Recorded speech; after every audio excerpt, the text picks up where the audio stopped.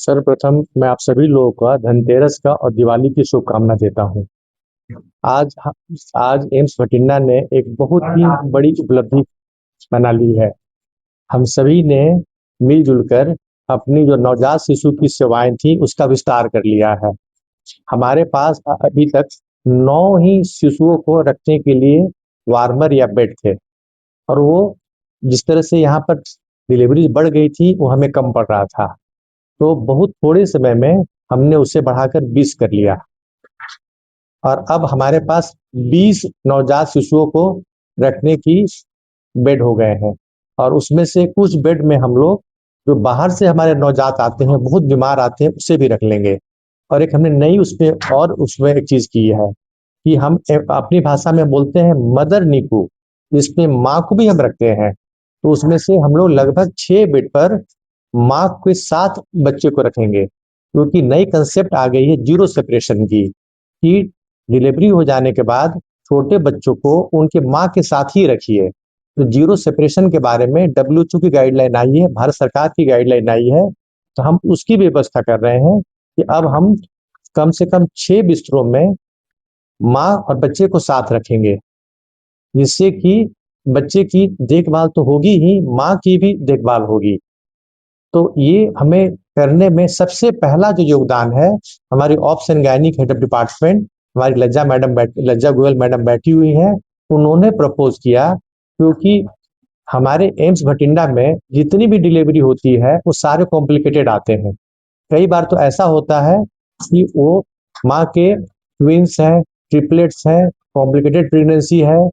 कुछ बच्चे very low birth weight होते हैं, 1 किलो के होते हैं, 1.25 किलो के होते हैं, 1.5 किलो के होते हैं। कुछ बच्चे जो है के साथ कुछ ऐसी कॉन्जेनिटल मैलफॉर्मेशन होती है।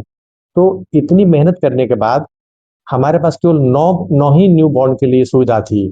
तो जब मैंने ज्वाइन किया तो लज्जा मैडम ने बोला कि सर आप सबसे पहले बच्चों के लिए सुविधाओं को बढ़ाएं। तो ये जो टीम बैठी हुई है, हमारे एमएस साहब बैठे हुए हैं, डीडीए बैठे हुए हैं, शिशु रोग विशेषज्ञ बैठे हुए हैं, तो सभी लोगों ने मिलजुल कर प्रयास किया। और इतने कम दिनों में, मात्र 20 दिनों में, पहले तो हमने ये सोचा कि इसकी सबसे पहली जरूरत है कि हम अपने नवजात शिशुओं के मृत्यु दर को कम करें। तो उसके लिए पहले कंसेप्ट लेके सारी जो टीम मेरे पास आई, फिर इन्होंने ही मुझे बताया कि सर ये जगह आप लीजिए, ऐसे ऐसे बनाइए। तो हमने बना दिया है। अब 20 बेड हो जाने के बाद हम लगभग सारे न्यू बॉर्न को, जिनका जन्म यहाँ पर होगा, उसको तो हम सेवा देंगे ही, साथ में हम 4 बिस्तरों में कोशिश करेंगे कि भटिंडा से कहीं दूर दूर से अगर एक बीमार बच्चा आ रहा है, जो 1 दिन का है, 2 दिन का है, 28 दिन तक के बच्चे हैं, उनको भी हम रखेंगे और उनको उनकी माँ के साथ रखेंगे। तो ये एम्स भटिंडा की उपलब्धि है, ये इस संस्थान की उपलब्धि है, ये हमारे ministry of health and family वेयर की उपलब्धि है। तो हम लोग अपने घरों में कहते हैं कि धनतेरस के दिन कोई सोने का सिक्का, चांदी का सिक्का, कुछ बर्तन खरीदते हैं। तो हमने धनतेरस के दिन बहुत बड़ी उपलब्धि किया है। हमने आज के दिन 11 बिस्तर बढ़ा दिया है और 11 रत्न बढ़ा दिए हैं। तो आज के बाद इस संस्थान में 11 न्यू बॉर्न को भी जगह मिलेगी। तो देश के लिए, भटिंडा के लिए, हम सभी के लिए आज गर्व का विषय है कि हमने धनतेरस के दिन हमने अपने सबसे जो जो हम उनको एंजल बोलते हैं, तो सबसे जो हमारा देश के भविष्य है, उनके लिए हमने 11 बिस्तर और बढ़ा लिए हैं। इसमें सबसे बड़ा जो योगदान है हमारे एमएस डॉक्टर राजीव सर का है। दो ही कार्डियक सर्जन, बट इन्होंने आगे बढ़ चढ़ के किया। हमारे डीडीए सर ने, स्टेट के इंचार्ज हैं, इन्होंने सारी चीजें, सिविल वर्क को रोज सुबह शाम आके देखा। लज्जा मैडम ने भी देखा, और हमारी जो टीम के जो नवजात शिशु के मुखिया हैं डॉक्टर मनीष, तो डॉक्टर मनीष ने भी दिन रात मेहनत किया। और इस सभी ने मिलजुल कर, ये हमारे पूरे एम्स भटिंडा की उपलब्धि है। और हम आपसे वादा करते हैं इसी तरह से ये टीम काम करती रहेगी। एक दूसरी और भी उपलब्धि है। अचानक पिछले 1 साल से एम्स में इमरजेंसी पेशेंट के नंबर बहुत तेजी से बढ़ने लगे, और हमारी इमरजेंसी हॉल जो है वो ऐसा हो गया कि 2-3 कतारों में बिस्तर लगाना पड़ता था, जिसके बारे में आप लोगों ने बताया था। तो फिर वही हुआ कि ये टीम सारी बैठी, हमारे डॉक्टर तरुण आए, हम सभी लोगों ने रोज रोज सुबह आके राउंड किया कि कैसे इमरजेंसी सर्विसेज को बढ़ाया जाए, कि किसी भी अस्पताल के लिए सबसे इम्पोर्टेंट है इमरजेंसी सर्विसेज को इम्प्रूव करना। और सभी लोगों ने मिलके एक सोचा कैसे किया जाए। तो हमने क्या किया कि हमारी जो डे केयर फैसिलिटी थी, जो कि कैंसर के लोगों को हम दवा दे के शाम में घर भेज देते थे, उनको हमने कैंसर वार्ड में उनके लिए जगह बना दिया। और हमने एक डेडिकेटेड इमरजेंसी मेडिसिन वार्ड बनाया। डॉक्टर प्रीति मैडम ने आगे बढ़ चढ़ के काम किया, और अब हमारे पास लगभग 28 बेड है मैम, 28 बेड के मेडिकल इमरजेंसी वार्ड है। तो उसे डिकंजेस्ट हो गया। और जो हमने डे केयर को ऊपर भेजा, उस 18 में डॉक्टर तरुण ऑर्थोपेडिक के लिए, ट्रॉमा के भी हेड यही है, तो ट्रॉमा के साथ साथ head injury and all surgical branches के लिए हमने 18 बेड वहां भी बना लिए। तो अब हमारे इमरजेंसी में 3 हॉल काम कर रहे हैं। एक मेन हॉल है जहाँ पेशेंट आएंगे, और वहां से हम जो मेडिसिन के लिए एक डेडिकेटेड इमरजेंसी मेडिसिन वार्ड हो गया, वहां पर उनको कर देंगे। फिर उसी तरह से एक डेडिकेटेड हमारे पास मेडिकल के अलावा एक इमरजेंसी सर्जिकल हो गया, जहां पर surgery, ortho, trauma, head injury को रखेंगे। तो आप अभी देखेंगे कि पहले से बहुत बेहतर हो गया है, और सुविधाएं को हम दिन ब दिन विस्तार कर रहे हैं। तो इस धनतेरस के दिन एम्स बठिंडा की 2-3 उपलब्धियां हैं। देखिए, है तो वो छोटी सी चीज, लेकिन छोटी छोटी चीजों से बड़ी चीज बनती है। तो आज के दिन हम इमरजेंसी को डिकंजेस्ट कर लिए हैं, और हमने नवजात शिशुओं के बिस्तर को बढ़ा लिया है, हमने एक मेडिसिन इमरजेंसी वार्ड बना लिया है, हमने एक डेडिकेटेड सर्जिकल वार्ड बना लिया है। तो ये हमारी धनतेरस के लिए, बठिंडा के अपने लोगों के लिए, देशवासियों के लिए हम उनको ये गिफ्ट कर रहे हैं। और हम इसी तरह से एक टीम जो बैठी हुई है, इसी तरह से काम करती रहेगी। और हम लोग सभी लोग हम चाहते हैं कि और हम बठिंडा एम्स के नाम को और ऊपर ले जाएं। मेरा नाम डॉक्टर मनीष स्वामी है। मैं यहाँ पर न्यूनेटोलॉजी विभाग में असिस्टेंट प्रोफेसर के रूप में कर रहा हूँ।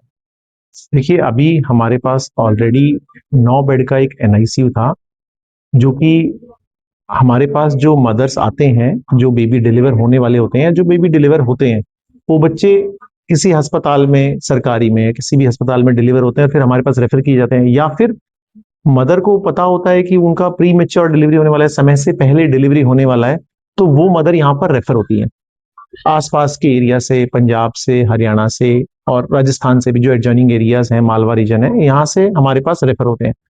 अब वो माए ऐसे बच्चे को जन्म देते हैं किसी कारणवश, जो समय से पहले और अनुमान के वजन से कम, कोई 800 ग्राम या 1 किलो का बच्चा है।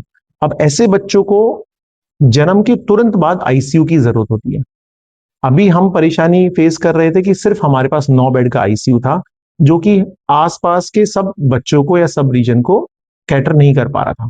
अभी डायरेक्टर सर के विजन और एमएस सर और डीडीए सर के विजन के कारण अभी हमने ये एक्सपेंशन किया 9 से 20। ये बच्चे जो 1 किलो या 1100 ग्राम या 800 ग्राम वाले बच्चे हैं, इनको आईसीयू में रखा जाएगा। इनको बेहतर सुविधाएं मिलेंगी, अत्याधुनिक, जो भी जिन सुविधाओं के लिए यहाँ से दूर जाना पड़ता, पीजीआई जाना पड़ता था, तो वो सब सुविधाएं अब हम यहाँ एम्स बठिंडा में और बच्चों को दे पाएंगे। ऑलरेडी हम लोग 9 बच्चों को दे पा रहे थे, बट किसी कारणवश की हमारे पास बेड कम थे, हमें बच्चों को रेफर करना पड़ रहा था। अब वो रेफरल नहीं, अब हम इनको यहाँ पर ही इलाज करते हैं। ऐसे केस कितने आते हैं? देखिए, तकरीबन हमारे पास एक महीने में 35 से 40 एडमिशन आते हैं आईसीयू में, तकरीबन 35 से 40। बट जैसे जैसे डिलीवरीज बढ़ रही हैं, हमें है अनुमान कि ये और 40 से 60 से 80 हो जाएगा आने वाले समय में। कारण क्या समझते हैं? क्योंकि आपने तो कैंप्स वगैरह भी ये लगाए थे अभी, तो क्या कारण लगता है, क्यों ऐसा हो रहा है?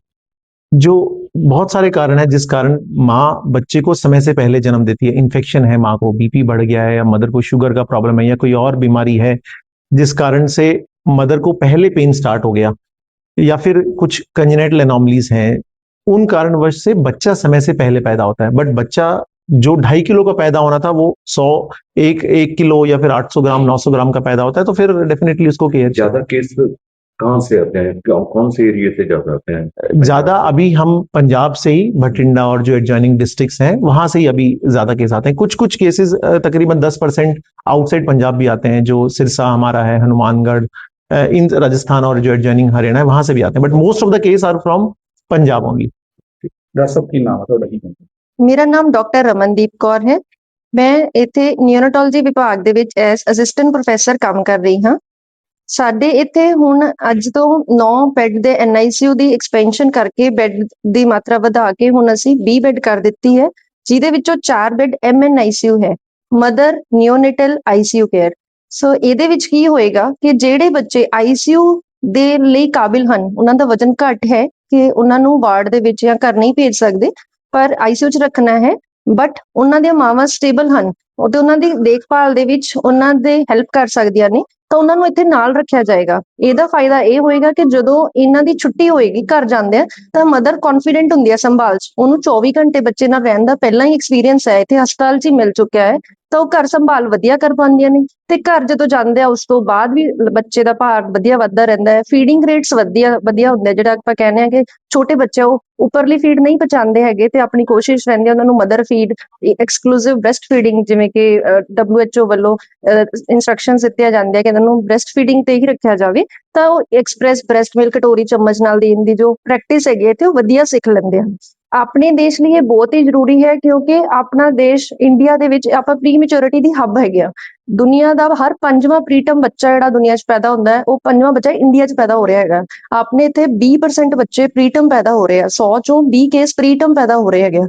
ਆਪਣੇ ਦੇਸ਼ ਦੇ ਵਿੱਚ ਜਿਹੜਾ ਅਨੁਮਾਨਿਤ ਵਜਨ ਹੈਗਾ ਪੂਰੀ ਦੁਨੀਆ ਦੇ ਕੰਪੈਰੀਜ਼ਨ ਦੇ ਵਿੱਚ, ਜੇ ਬਾਕੀ ਦੁਨੀਆ ਦਾ ਐਵਰੇਜ ਬਰਥ weight 3 ਕਿਲੋ ਹੈਗਾ, ਤਾਂ ਆਪਣਾ 2.4 2.5 ਕਿਲੋ ਹੈਗਾ। ਤਾਂ ਉਸ ਦੇ ਵਿੱਚ ਵੀ ਮਾਤਾਵਾਂ ਦੀਆਂ ਸਿਹਤ ਸਮੱਸਿਆਵਾਂ ਵਧਣ ਕਰਕੇ ਉਹਨਾਂ ਦੇ BP, ਸ਼ੂਗਰ ਜਾਂ ਇਵਨ ਇਨਫੈਕਸ਼ਨਸ, ਇਹਨਾਂ ਸਭ ਕਾਰਨਾਂ ਕਰਕੇ ਪ੍ਰੀਟਰਮ ਡਿਲੀਵਰੀਆਂ ਦਾ ਰਿਸਕ ਜ਼ਿਆਦਾ ਰਹਿੰਦਾ ਹੈਗਾ। ਤੇ ਫਿਰ ਜਦੋਂ ਪ੍ਰੀਟਰਮ ਬੱਚਾ ਪੈਦਾ ਹੁੰਦਾ ਹੈ, ਮਦਰ ਦੀ ਆਪਦੀ ਸਿਹਤ ਵੀ ਖਰਾਬ ਹੁੰਦੀ ਹੈ, ਤਾਂ ਮਦਰ ਨੂੰ ਵੀ ਇੱਕ ਇਹੋ ਜਿਹੀ ਸੰਸਥਾ 'ਚ ਜ਼ਰੂਰਤ ਪੈਂਦੀ ਹੈ ਜਿੱਥੇ ਉਹਨੂੰ ਇੰਟੈਂਸਿਵ ਕੇਅਰ ਕਦੇ ਮਿਲੇ, ਤੇ ਬੱਚੇ ਲਈ ਵੀ ICU ਚਾਹੀਦਾ ਹੁੰਦਾ ਹੈ। ਤਾਂ ਉਦੋਂ ਏਮਸ ਵਰਗੀਆਂ ਸੰਸਥਾਵਾਂ ਉਹਨਾਂ ਲਈ ਰੱਬ ਦਾ ਰੂਪ ਬਣ ਕੇ ਹਾਜ਼ਰ ਹੁੰਦੀਆਂ ਨੇ। ਪਰ ਜੇ ਉੱਥੇ ਬੈੱਡ ਨਾ ਮਿਲੇ ਤਾਂ ਦਿੱਕਤਾਂ ਵੱਧ ਜਾਂਦੀਆਂ, ਕਿਉਂਕਿ ਬੱਚਾ ਰੈਫਰ ਹੋ ਜਾਏਗਾ, ਪਰਿਵਾਰ ਲਈ ਮੁਸ਼ਕਿਲਾਂ ਵੱਧ ਜਾਂਦੀਆਂ ਨੇ, 2 ਜਗ੍ਹਾ ਉਹਨਾਂ ਦੀ ਸੰਭਾਲ ਕਰਨਾ ਔਖਾ ਹੈਗਾ। ਤਾਂ ਉਹਨਾਂ ਲਈ ਵਧੀਆ ਹੋ ਜਾਏਗਾ ਕਿ ਮਦਰ ਦੀ ਕੇਅਰ ਆਲਰੇਡੀ ਇੱਥੇ ਚੱਲ ਰਹੀ ਹੈ, ਨਾਲ ਹੀ ਬੱਚੇ ਲਈ ਬੈੱਡ ਮਿਲ ਜਾਏਗਾ। ਜ਼ਿਆਦਾਤਰ ਇਹ ਹੁੰਦਾ ਸੀਗਾ ਕਿਉਂਕਿ ਪ੍ਰਾਈਵੇਟ ਦੇ ਵਿੱਚ ਜਦੋਂ ਵੀ ਕੋਈ ਬੱਚੇ ਨੂੰ ਪ੍ਰੋਬਲਮ ਆਉਂਦੀ ਹੈ ਤਾਂ ਉੱਥੇ ਇਕੱਲਾ ਬੱਚਾ ਰੱਖਿਆ ਜਾਂਦਾ। ਹਾਂਜੀ, ਤਾਂ ਪਰ ਦੇਖੋ ਬੱਚਾ 9 ਮਹੀਨੇ ਮਾਂ ਦੇ ਪੇਟ 'ਚ ਰਿਹਾ, ਉਹ ਸਿਰਫ ਇੱਕ ਬੰਦੇ ਨੂੰ ਹੀ ਜਾਣਦਾ ਹੈਗਾ, ਉਹ ਹੈਗਾ ਆਪਦੀ ਮਾਂ, ਉਹਦੀ ਆਵਾਜ਼ ਤੇ ਉਹਦੇ ਟੱਚ ਨੂੰ, ਸਭ ਚੀਜ਼ ਨੂੰ ਪਹਿਚਾਣਦਾ ਹੈਗਾ। ਤਾਂ ਜੇ ਬੱਚੇ ਲਈ ਜਦੋਂ ਜਨਮ ਲੈਂਦਾ ਹੈਗਾ ਤਾਂ ਉਹਦੇ ਲਈ ਇੱਕ ਦੁੱਖ ਦਾ ਕਾਰਨ ICU 'ਚ ਹੈਗਾ, ਪ੍ਰੀਟਰਮ ਹੈ, ਸੂਈ ਲੱਗ ਰਹੀ ਹੈ, ਹੋਰ ਸਾਰੇ ਪ੍ਰੋਸੀਜਰ ਕੀਤੇ ਜਾ ਰਹੇ ਹੈ, ਉਹ ਦੁੱਖ ਤਾਂ ਹੈ ਹੀ, ਪਰ ਜੇ ਮਾਂ ਨਾਲ ਹੋਏਗੀ ਤਾਂ ਉਹ ਸਾਰਾ ਕੁਝ ਘਟ ਜਾਂਦਾ ਹੈਗਾ। ਉਹਦਾ ਸਕਸੈਸ ਰੇਟ, ਸਾਡੇ ਜਿਹੜੀ ਇਲਾਜ ਦਾ ਸਕਸੈਸ ਰੇਟ ਵੀ ਵੱਧ ਜਾਂਦਾ ਹੈਗਾ।